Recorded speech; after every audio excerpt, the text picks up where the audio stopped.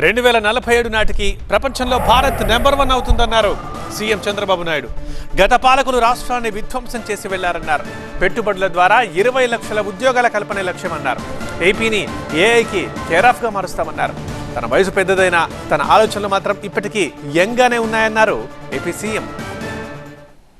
2028కి భారతదేశం third largest ఎకానమీగా ఉంటుంది.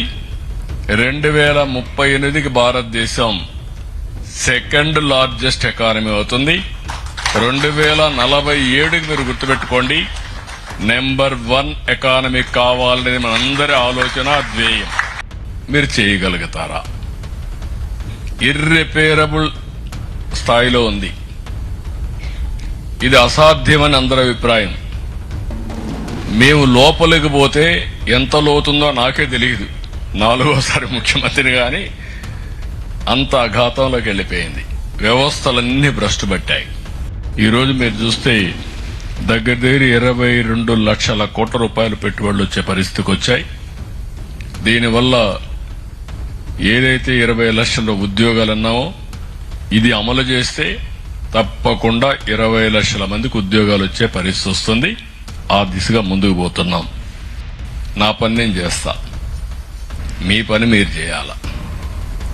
అందరికంటే బాగా చదువుకొని ఇక్కడికి వచ్చారు, అందరికంటే బాగా చదువుకొని అమెరికాకి వెళ్లారు.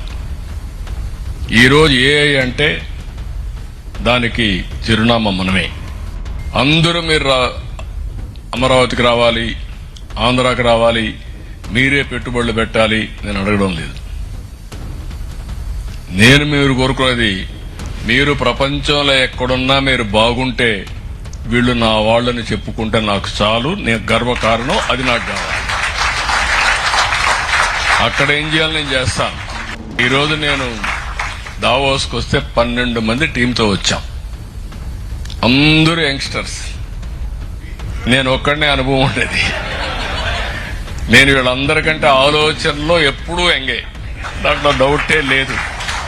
వాళ్ళ ఆలోచనలంతా కూడా కొంచెం లీజర్గా ఆలోచిస్తూ ఉంటారు. నేను మాత్రం చాలా ఫాస్ట్ గా ఆలోచిస్తూ ఉంటాం.